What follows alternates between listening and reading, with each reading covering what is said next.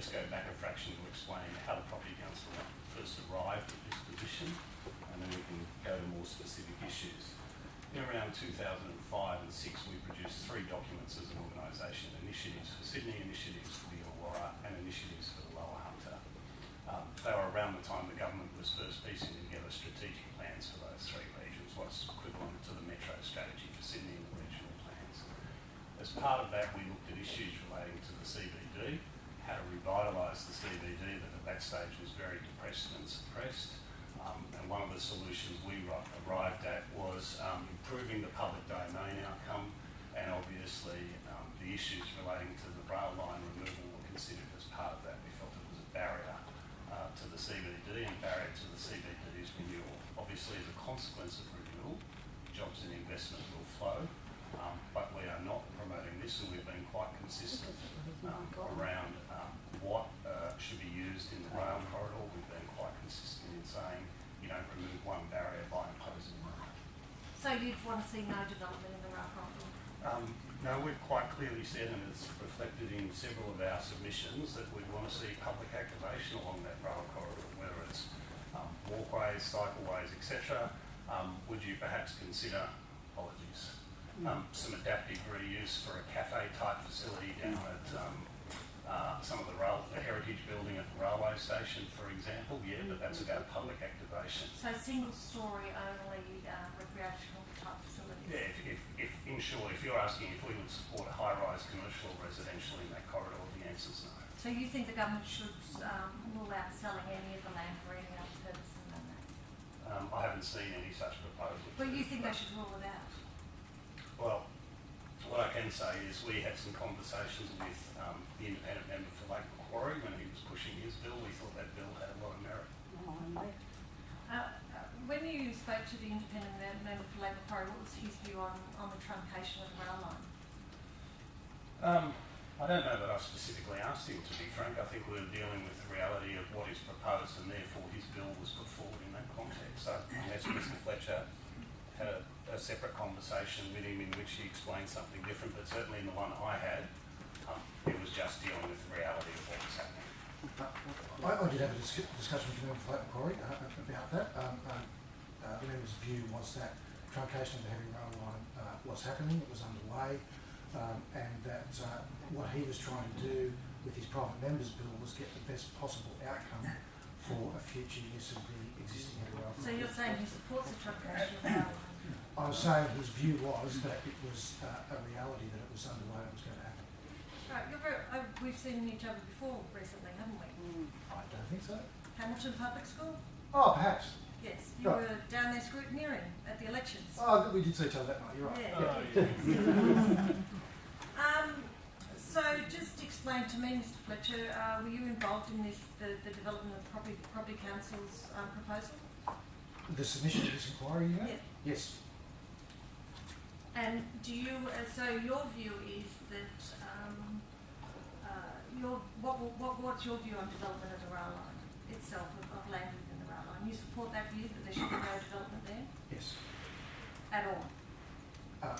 I would support the comments that have just been made on the suppliers, which is that along the heavy rail corridor we don't support, and we certainly have not seen any proposals for high-rise commercial or residential type development. Should it be active public space? Absolutely yes. I think there's great potential there for it to become a wonderful facility for pedestrians, for cyclists, and for there to be good public activation along the corridor. So Mr Fletcher, just explain to me, why can't the light rail run down the existing rail corridor?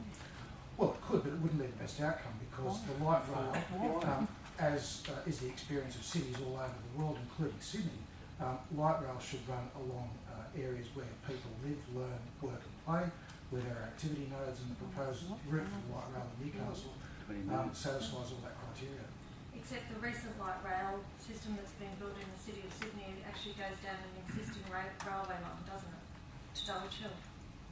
Well, I'm not a favour with the details of the Sydney system. Well, you just said that in Sydney they go to the nodes, they go to where they run. In fact, the light rail is running down the freight line that exists, and that's why the light rail is put there, isn't it?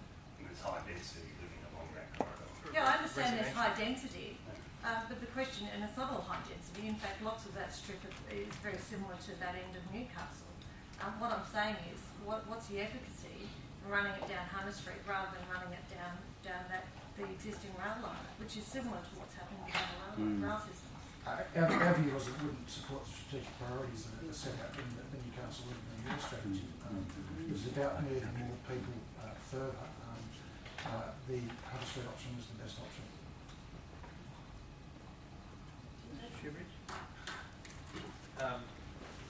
If part of your vision for Newcastle is having increased public transport, I assume that's part of your vision for Newcastle. We certainly want to see greater patronage, yes.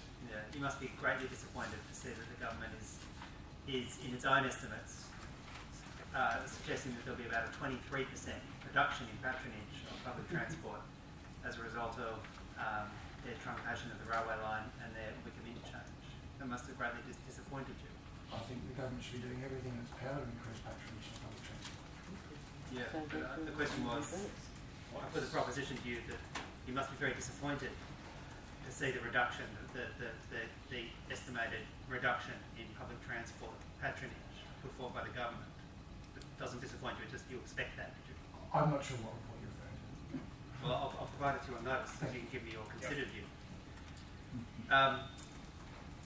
You say that it's the view of the Property Council that the corridor, if the railway line is ripped up, should be for public open space, activated public open space, maybe odd cafe or the like.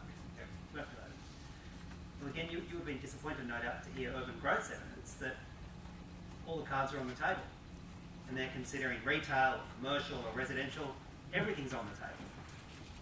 You would be very disappointed, no doubt, to hear that. Well, I didn't hear all of this evidence. We came in about halfway through, so apologies. And if there's something you want me to look at, I'm more than happy to. But what I can only do is express our view, which we've held consistently for about 10 years, and we remain firm in that view, regardless of what an agency may or may not be looking at. We have a genuine view as to what is the right outcome for that corridor. If urban growth is looking at an alternative solution, we would examine that, but I can't see a circumstance in which we would budge from our view that high-rise, residential and commercial would not be appropriate on that corridor. Well, Through have you, you Mr. thought Chair, that- sorry, just a point of order. Can I just ask through you, Mr. Chair, that when Mr. Shoebridge is paraphrasing evidence by an earlier witness, that he give an accurate indication. Those witnesses indicate that there's no fixed view as to what should occur next. which is why I said Paraphrasing everything it. is on the table. Well, And if you rather than run into It is various absolutely witnesses, not these inconsistent. are your witnesses, you'll get your chance. I'm happy to... But you are misleading the witnesses deliberately as to evidence given by a former witness, and I'm just asking through you, Mr. Chair, Perhaps that you not should listen. continue. If you I listen to listened, the I did, I evidence- listened very carefully, we don't and have it's a a very debate. inaccurate description. We don't have a debate, we move on to your question. Now you can actually show. Do you have- You had a question? Yes, all right. No, was that myself? Yours as well. I think that was the end of mine. That was the end of my All time. right, sorry. Oh, Okay. sorry. Try that, Captain. Thanks for your apology. But just to finish down that out, as I said, that's our view. If there was evidence expressed earlier you would like me to explore and come back to the committee on, I'm happy to. Well, I suppose I'd like you to use your good offices, because no doubt an influential stakeholder, to make it a very public statement that you make to the government, that at the very outset of any strategic planning they're thinking for the corridor, they make a commitment that there will be no large-scale retail, commercial, and there'll be a commitment to activated public open space for the entirety of the site. And I'd just point out, I'm not trying to pick an argument with you, I'll just point out we've actually been expressing that view for several years, and we will continue to express that view. You see, the sceptics might say that the Property Council, in making that submission now, well, we're making that submission historically, and in support of the truncation of the railway line, make a good argument to remove the railway line, and then once it's removed, well, you know, all bets are off, urban growth puts forward the mix, and your members get the benefit of development on the railway line. Some people would suggest, But it with explains a sceptical perhaps- view of New South Wales history, that might be what's happening here. This goes back to the nature of what our members do. They invest in cities for the long haul. You don't do that and then undermine the value of that investment investment by adding in something like a barrier to replace a barrier that you've since removed.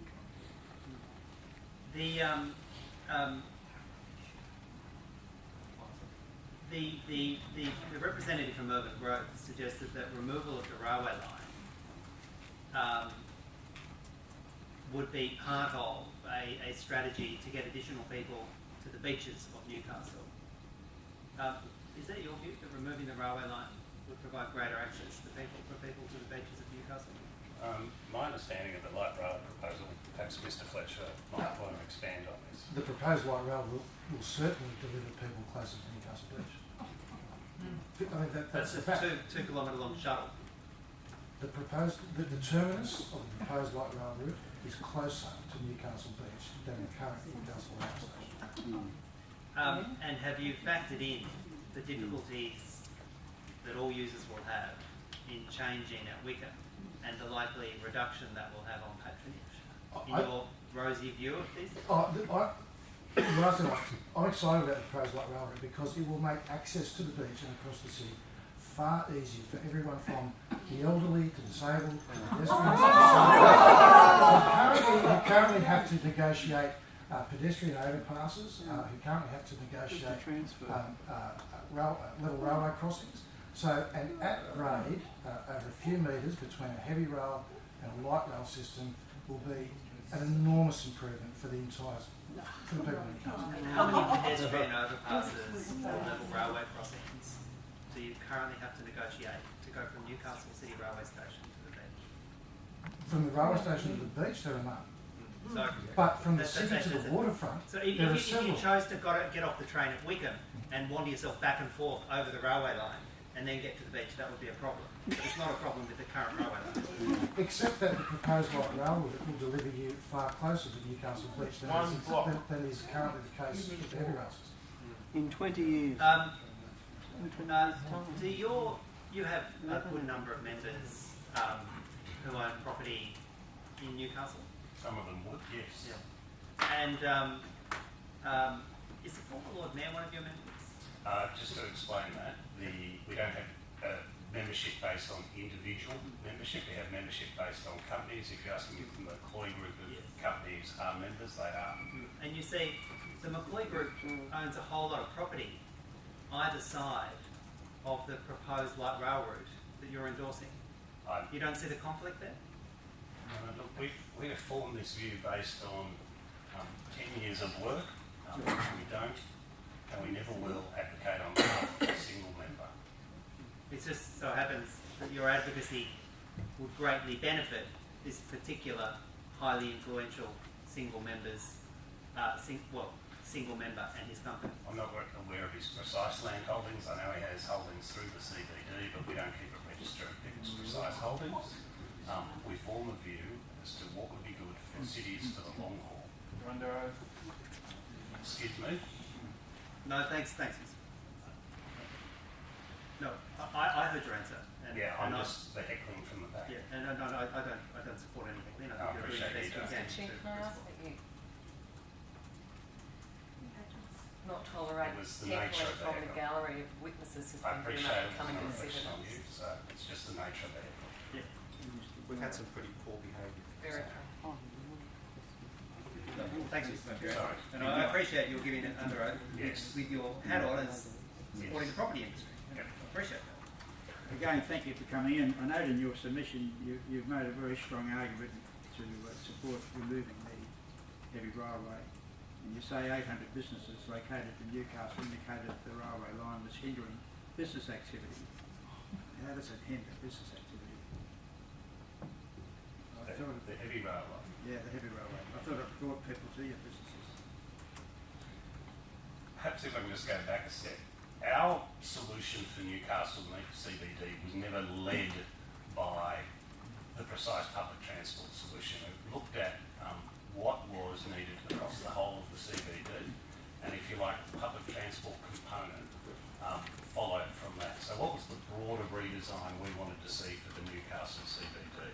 As a consequence of some of the things we thought through around 2005-06, the rail line was considered as part of that, and we do believe It's a barrier to investment. It's something that has an effect on the amenity and the public domain of the CBD, and that's why we would like to see a solution that provides a more permeable CBD. I note in your submission you've also supported the removal of the railway line and its replacement with a free frequent bus service. Who's providing free frequent bus service? So I think, Mr Chair, that you might be referring to our initial submission to the Newcastle Urban Renewal Strategy, where we certainly advocated for a rapid bus transit system to replace heavy rail. That was prior to the government's announcement of a light rail system. This is your submission, the 24th of October. Yeah, and my understanding is you're referring to what we proposed in the 2005 paper, is that correct? Just what page are we on, Mr Chair? Just so we can make sure we're... Well, page 2. Yeah, so the report, this is the 2005 report. We felt at the time the best alternative solution available was a free, substantial, rapid bus transit. Now, obviously, the government has since made its commitment to light rail, which we always saw was a potential long-term solution, and it's pleasing that they have moved that fast. There is some concern as to the priority for that light rail. And I felt I'd seen a statement by the Minister for Transport that she would consider this in 5 years' time. Do you have any idea of a timetable for the light rail? Which is critical. If there's no light rail, people can't use the buses with surfboards, bicycles, and all the other things that they're carrying on the train. Mr Shoebridge may choose to... Sorry, Mr Fletcher, you may choose to answer that. The only specific timelines we've seen from the government are that relating to Boxing Day, and that is when the various other components will start to switch on or off, and that includes the rail line, the bus services that are replacing them. We've seen the government say that perhaps in late 2015 they will commence construction on it. We haven't seen a specific completion date. We can only say we would be urging the government to do it as soon as possible. Mr Chair, can I just clarify that the Minister has said that surfboards can go on the buses? That's wrong. Well, would you like... I'll provide a copy. I'm just saying physically putting them on a bus and where they put them. Ministers indicated that they will be able to be... Up against the driver, do they? Roof rack. We have them on the yeah, but I mean obviously we have it on the North Coast, but to continuously insert the surfboards won't go on the bus is just incorrect. It's not. That's been the evidence we've had from people objecting to the removal of the railway. That's correct, and it's all incorrect evidence. No, it's not. No, it's not. No surfboard riders are reviewed before our committee. We'll move on to the outline questions. Thank you very much. In relation to the, do you have any figures in relation to the economic standing of Newcastle CBD at the moment? Do you have any indication of how that might improve if the renewal strategy is allowed to go ahead? Certainly, I guess one of the current indicators would be around vacancy rates in CBD. While they have improved around the East End in recent years, some of the evidence of the growth representative, and certainly from Civic West of Hunter Street, there are plenty of derelict buildings. There are sites that have been sitting there for a decade or more vacant. Sites like the Jolly Rogers site, the Star Hotel site. They have been wasted opportunities. What we know from our research is that the urban renewal strategy and the light rail infrastructure will have a significant economic multiplier on the city. We estimate the economic activity which will come to about $2.5 billion. Right. Do you have an estimate as to how many jobs that will equate to? I don't have. I'll take that on notice if you don't mind. So that was a research report which supported our light rail solution. Okay. And in relation to heritage buildings in the CBD, what impact would this renewal have for them? In our submission to the Newcastle Urban Renewal Strategy, we put forward that the government should consider some incentives for developers when it comes to heritage buildings. Newcastle has a wonderful stock of heritage buildings, some of the best examples of 18th century buildings in Australia, indeed. And it would be a shame to see that heritage stock wasted. The reality is that it is the private sector who does those refurbishments. We're starting to see some of those around Newcastle now. The Lucky Country Hotel, for example, is an example. I think they've already given evidence for it. Well, there's a heritage site that sat there derelict and dormant for years and years, and it's recently refurbished, and that's been protected for the people of Newcastle. It's been adaptively reused, and it's a great example of how the private sector can help protect those heritage buildings. And I guess just walking around Sydney here, last night, places like Martin Place and QVB, they are fantastic examples of where heritage buildings have been adaptively reused, and Newcastle deserves that opportunity as well. What is the alternative to adaptive reuse for those heritage buildings? If there's no private sector investment, and we just assume all of that, for those who think that all of that is a bad thing, what then becomes the future for those buildings? I think the Newcastle Post Office would be the greatest example of that. So the Newcastle Post Office, again, just a wonderful heritage building, which has been through planning purgatory for the best part of 10 years. Several proposals have been put up, and it's still sitting there with cyclone fencing around it, with pigeons purring all through the building, and it's an eyesore to the community. Mm-hmm. And is there any future to that building without private sector investment? The only alternative would be significant government subsidy. Which of course becomes, the cost of restoring it becomes greater the longer it's neglected. Okay, thank you. Have you heard of an organisation called the Hunter Transport for Business Development? Yes, I have. Yeah. Are they a business related group, and what is their connection to business in Newcastle? So I have had a discussion with a couple of the members of that group. I'm not sure how they're constituted exactly.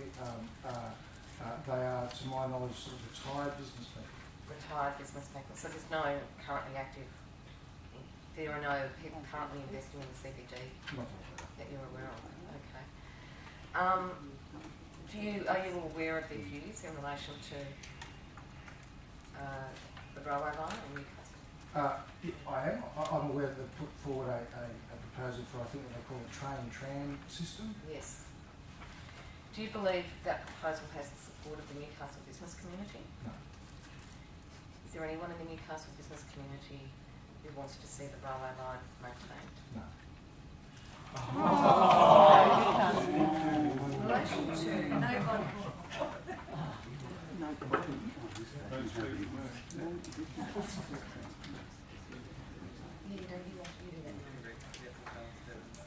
Thank you again for coming along. Could you just, one of the things that we've had a lot of conspiracy theories and things put to us, but what I'm really, I think what we're really all here for is the vision for Newcastle and what's going to happen here. So what's your vision for Newcastle? I'll make a start on this, and Mr. Fletcher can add. There's a reason the Property Council has a presence in Newcastle. We invest resources in things like some of the research that's sat behind our work in this space. It is Australia's biggest regional city. It is a great place. We want it to work. We don't want it to work for its own sake. It needs to be a thriving, prosperous, successful region.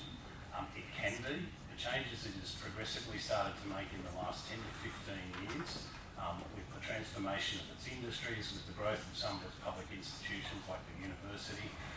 It's obviously got its very, very spectacular natural advantages. It is a place that should succeed, and we want places like Newcastle and the Hunters to succeed. It's good for Australia when they do. At the Fair Sounding Tribe, I love Newcastle. It's been my home for over 20 years. It has enormous potential, and I want to see it deliver on the promise that it has. Improving the livability of the city is critical to not just maintaining but improving its competitiveness. And my view is that we need to think of Newcastle as not being competitive on just a regional stage in Australia. We need to think of it as being as part of the Asia Pacific region. We are competing for international students, for international trade. The Port of Newcastle is central to that as well.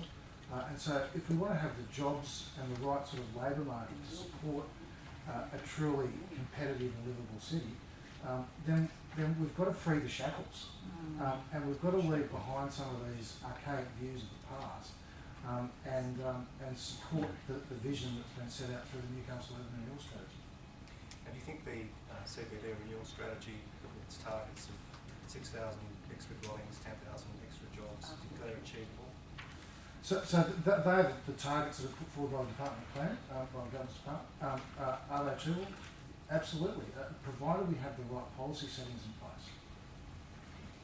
What would be the impact of the government suddenly announcing today that the railway line won't be closed, truncated, but it will continue? What would be the impact on Newcastle?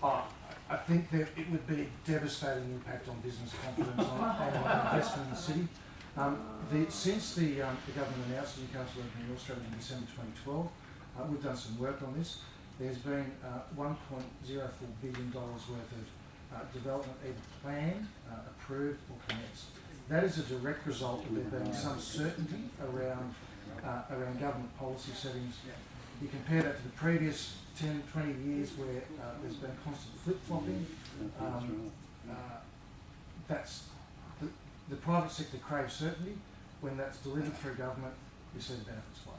Could you give us that piece of work so that we've got some evidence? Sure. Thank you. On those? Time up? No more questions? Thank you very much. We appreciate your information. We all learned that.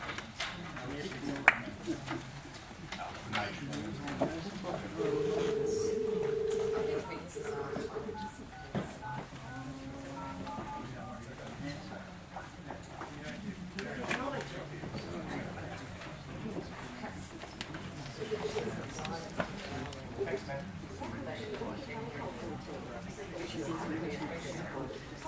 And they obviously have one.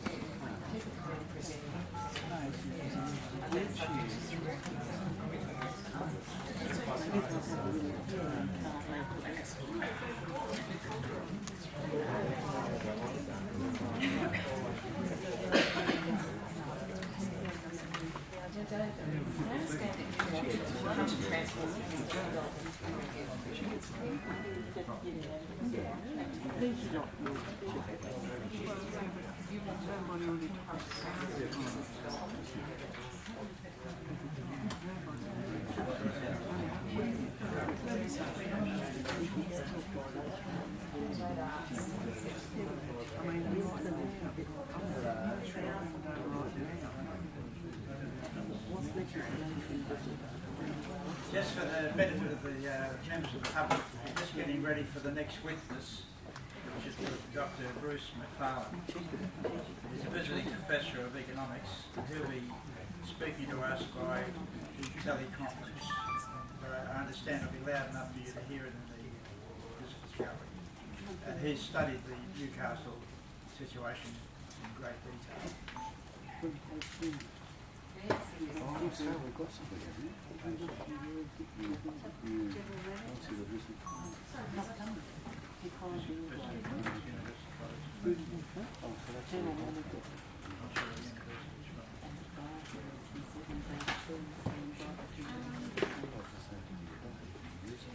Sorry, I'm just trying to understand how he comes to be giving evidence, because I know that there are a number of people who simply like to.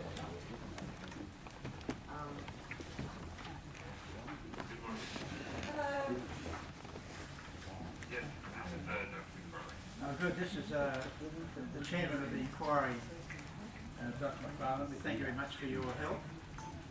And we're just setting up the loudspeaker. Read the affirmation.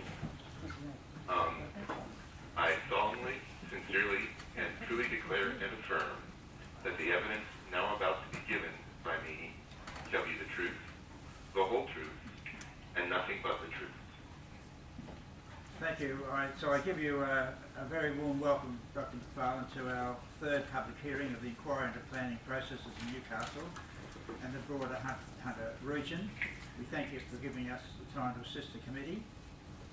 You are currently addressing the 6 members of the committee and a public gallery of some 30 people. Hansard is also present and recording proceedings for a transcript, which will be sent to you for proofing. please note that due to our short time frame, if you take any answers to questions on notice, we ask that answers be provided wherever possible within 7 days. Because you are not providing evidence to the committee within New South Wales, you may not be formally covered by parliamentary privilege. Whilst I am sure you will not make any adverse reflections on other persons, I request that you focus on issues raised by the terms of reference and avoid naming individuals. So thank you very much. Could you just state your current position, your name and your position currently?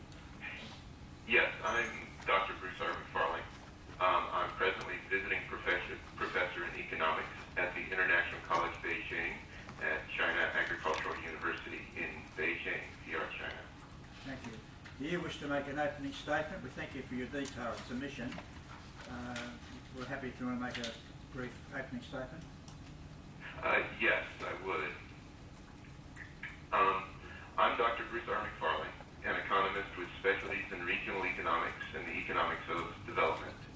I'll first describe how and why I became interested in the issue of transport access and egress for the Newcastle CBD district, and then address the topic of the most recent of the policy choices regarding a replacement transport mode and alignment for the existing heavy rail CBD trunk corridor. As I just noted, I'm presently visiting professor in economics at the International College Beijing at China Agricultural University. However, it was when I was living in Newcastle and lecturing for the University of Newcastle that I first became interested in the issue of transport in the Newcastle CBD. I finished my dissertation at the University of Tennessee in 1996 and was invited to come to the economics department of what was then the University of Newcastle Faculty of Economics and Commerce as a visiting lecturer for 1 year. During that year, I was offered and accepted a 5-year contract to lecture in economics at the Central Coast Branch campus in Orinda. I then received a series of shorter contracts, eventually lecturing for a decade for the University of Newcastle before returning home to Ohio in the United States. My dissertation research addressed development of agrarian communities in low-income developing nations. The focus was on the work in regional economics of a post-World War II economic historian, which I argued was misapplied when it was first produced. The work described the characteristics of agrarian communities which provided the environment that fostered successful industrial development. I argued it was used by planners imposing a heavy-handed top-down planning approach when it was more suited to a planning approach in which the local community is provided with strategic institutions to support development, to provide the scaffolding within which individual farmers and small-town business people are better able to pursue their own success. In considering pursuing this research in the Newcastle context, the issue I became interested in was the opportunity to use the Newcastle CBD as an entrepreneurial incubator for small business development. At the time, about the time of the closure of the main DHC steel mill, transport access was not an obvious constraint, except for some concerns regarding parking congestion. But as I looked at the social geography of the Newcastle CBD, it appeared that a resurgence of activity in the CBD would threaten to press against existing transport capacity, given existing mode splits between private motor vehicle access and public transport use. So this is the background I brought into my consideration of the work of the Lower Hunter Transport Working Group. As I followed the results of their work, I found that much of their analysis omitted consideration of strategic factors. Their main conclusion was that a rail transfer station and bus interchange at Broadmeadow would provide a superior transport system to the existing corridor. At the time, I argued this was not an appropriate comparison to make, since the existing service design of the heavy rail services on the corridor could be dramatically improved for a much more modest expenditure than they were proposing. However, the feasibility study that followed demonstrated that their conclusion was false, as the transport modeling showed the new system would lead to a net loss of public transport commuting into the Newcastle CBD. I continued to follow the process when the planning was taken over by the Hunter Development Corporation. They commissioned a series of reports, some of them quite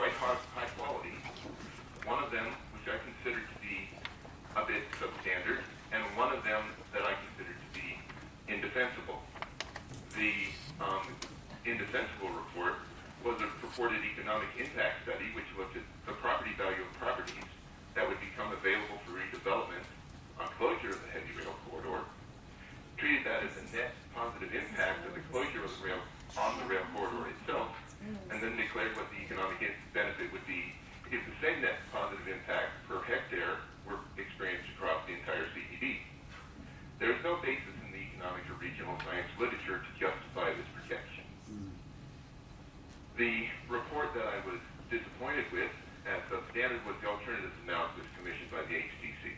The alternatives analysis had multiple flaws, but two stand out. The first was that several of the most promising alternatives were omitted. For example, a heavy rail overpass at Stewart Avenue was included, which will necessarily score badly on a cost-benefit basis, since the primary problem at Stewart Avenue is not the rail crossing, but the Hunter and King Street intersection, which becomes gridlocked during peak travel. New level crossings at Steel Street or Worth Place, which would be far more effective in improving access at these gridlocked intersections, was ignored as an option. Even worse, the alternatives analysis was based on only a partial understanding of transport impacts of the alternatives, as the HDC analysis did not incorporate a scientific transport study of the impact of future development upon the capacity of the Newcastle CBD road network. This will become a binding constraint over this coming decade, even as the Newcastle CBD develops at half the rate expected for the lower transport as a whole. Because they ignored this issue, they ignored the opportunity cost of the loss of public transport capacity. The policy proposal that came out of the flawed HDC process was in the end not implemented, which brings us to the current policy proposal. The current government originally proposed to replace the heavy rail corridor with a light rail service operating in the corridor, which I welcomed as one of the available options, which would actually offer a net upgrade to transport access to Newcastle CBD districts, precincts, and so offer an increase in the total property and economic development potential of the CBD in the coming decade. However, this policy proposal was reversed and replaced by a proposal to close the existing corridor and replace it with a street tram alignment. In the typical comparison between a dedicated corridor and a street alignment, a dedicated corridor offers more effective performance, while a street alignment is substantially less expensive. However, in this case, the dedicated alignment is already in place, and it would be on the order of 700 million Australian dollars less expensive to pursue the original policy proposal, as opposed to the option that was settled upon after this reversal. In my submission to this committee, I took a look at the only detailed analysis that I could find justifying the street alignment, which was the advocacy of the Property Council. I could not find anything in the analysis that could justify spending an additional 700 million Australian dollars on a cost-benefit basis. Indeed, after correcting the most obvious analytical errors of their analysis, I could find no clear net benefit to a street alignment at all. Regarding the primary focus of this inquiry, whether the process by which this decision was made involved inappropriate behavior, I cannot offer any testimony. I can only address the objective merits of the policy reversal, and from what I've been able to determine, there's no clear objective basis for the policy reversal in any of the information that I've seen made public. Thank you. Thank you very much. We commence with questions from the opposition members. Mr. Bolt. Thank you for your detailed submission. I just wanted to ask one question that's, that you may or may not agree with.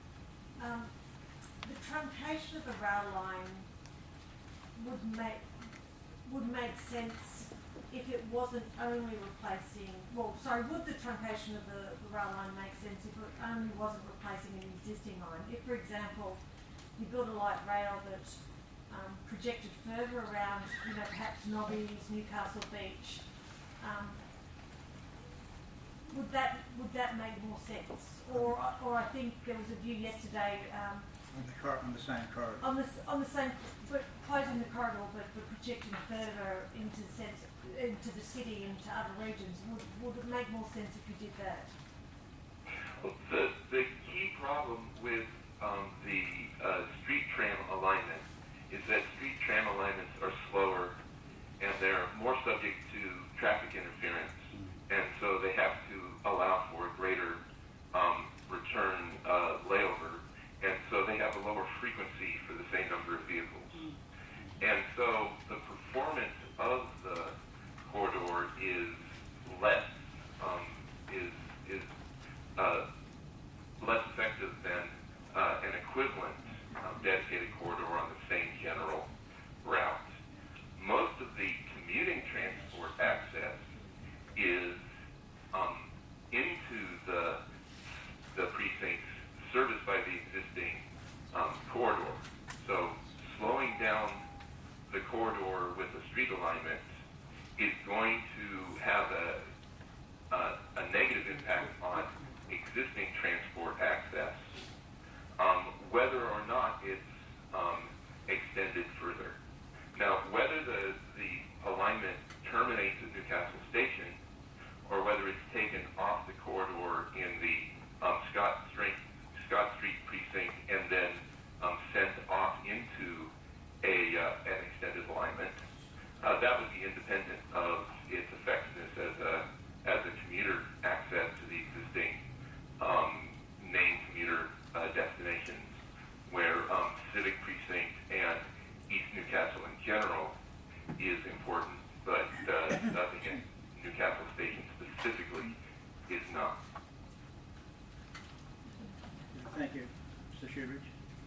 Thank you.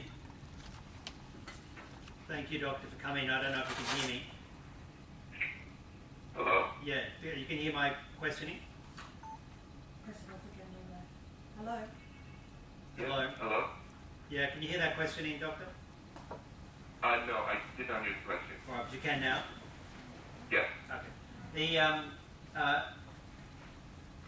Essentially, when you're looking at whether or not you put a light rail down a road or you put it in a dedicated corridor, all things being equal, assuming that there's no great difference in the construction and the land acquisition costs, you're better off having light rail down a dedicated corridor because you don't have the traffic interference and you can have greater regularity of transport. Is that right? It depends upon the purpose of the corridor. If the purpose is to provide a main trunk commuter access and access from further from beyond the reach of the corridor itself, then a dedicated corridor is more effective. The longer the trip inside the corridor, the longer the total trip from other locations in the area, from connecting services, and the less effective those trips will be. If the purpose is solely focused on local transport in a congested urban area, then a street tram can provide substantial effective service in that role. Normally, it would then be connecting with a main trunk service rather than attempting to replace it. So if it's part of a, if you like, a regional transport, moving people around in a regional or more broadly across the city, then you're better off having a dedicated corridor. But if you're going at the end of your journey and you're going into a congested retail space or the like, that's when you tend to go off and have an on-road light rail. Is that right? Yes, exactly. For example, if there was a proposal to put a dedicated rail corridor of either sort in the existing corridor and then connect to it with a light rail corridor down Derby Street, that would be a net benefit for public transport access. So if this proposed light rail is going to be never anything more than a 2-kilometre shuttle which doesn't connect up with any further light rail, well then you may put it down a main street. But if it's part of a broader vision for a light rail network in Newcastle, well then you probably should put it down the corridor. Would that be right? Well, not exactly, because there's existing the heavy rail services are not going to be eliminated; they're just going to be truncated, and they provide substantial opportunities for connecting service, and they would necessarily connect on one end. If you connect in the middle of a short corridor, then the transit speed is not a big issue, but when you're connecting at the end of the corridor, then the transit speed and the frequency starts to weigh more heavily on the transport choices of inbound commuters. Good. Thank you.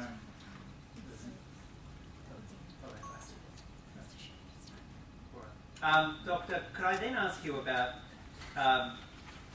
you put in your submission some concerns about using Wickham West as an interchange, and you talk about the constraints on the site and the difficulties with the site. Could you expand upon those concerns? Okay, the main concern is that the current transport gridlock in the area is at the Stewart Avenue, King Street, and Hunter Street intersection, which would be just south of that interchange location. And an interchange station will attract traffic that is not going to be using the whatever either bus or light rail to access the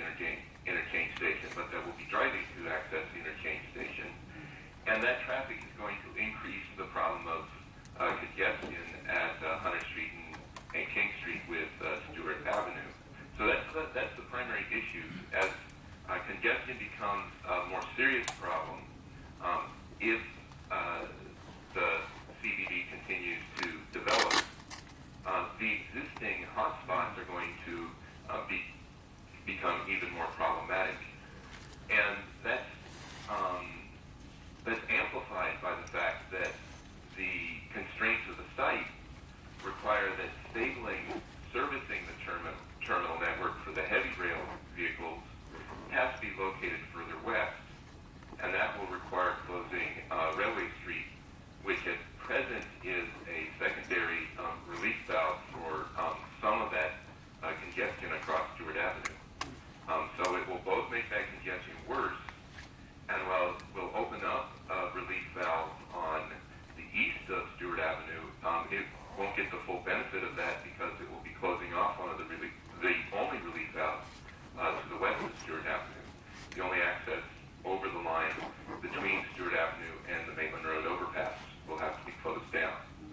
So in short, given those impacts on motor vehicle transport, a location that doesn't have those impacts at Stewart Avenue would be more appealing. So in short, truncating the railway line at that point, rather than improving the traffic flow on Stewart Avenue and at that intersection, is likely to in fact aggravate the problem and make matters worse. Yes, and paradoxically, the more effective the interchange station is, the greater the impact on motor vehicle transport will be. So the more custom it attracts, the more buses, the more cars, the worse the problem gets. Yes.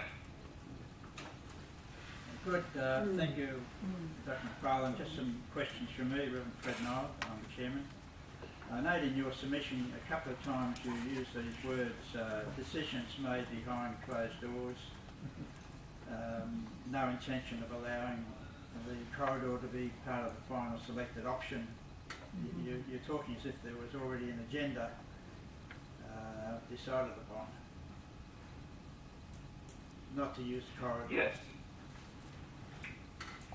Yes, that's the,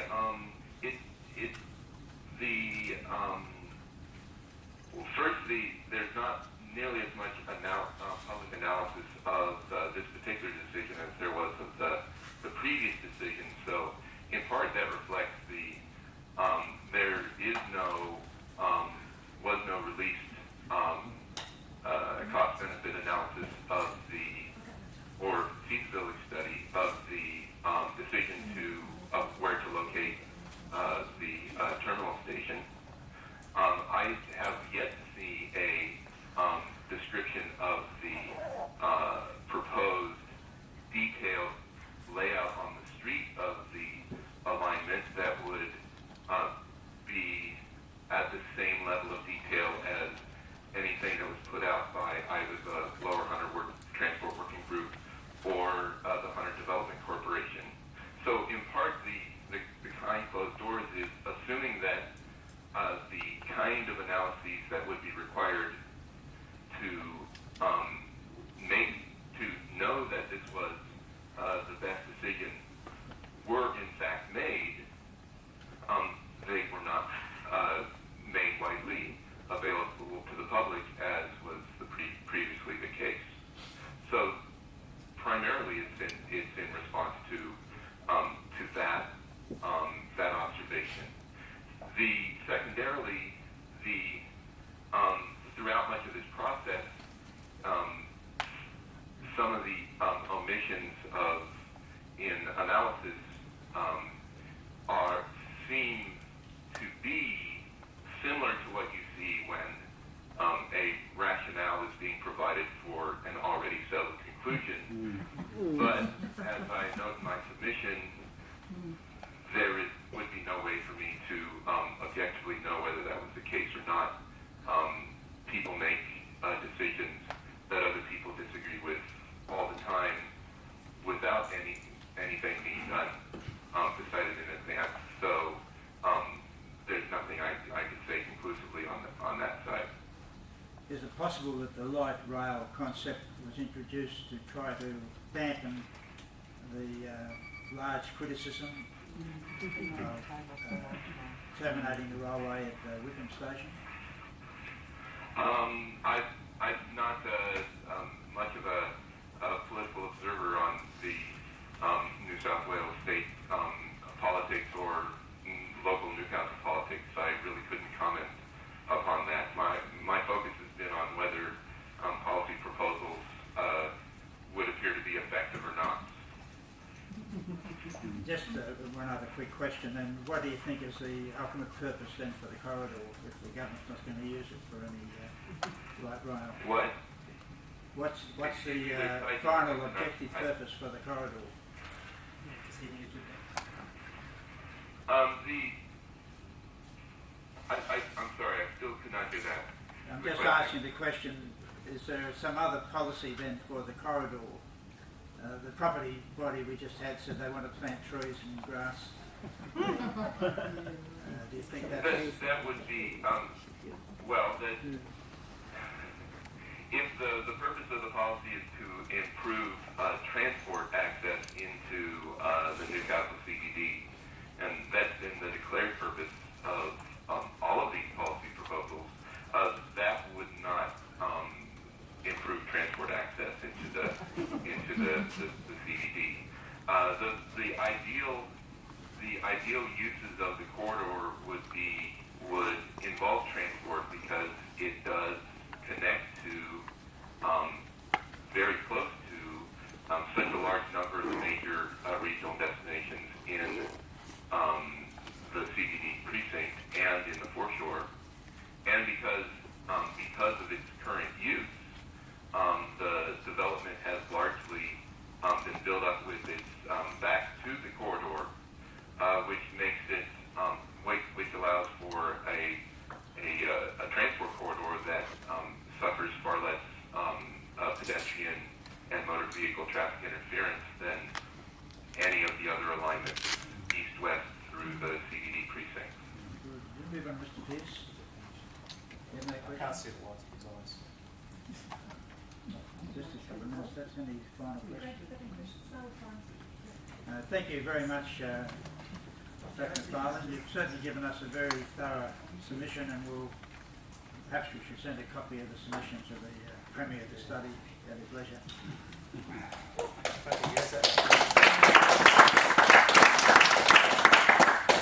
Okay, thank you very much. So thank you again.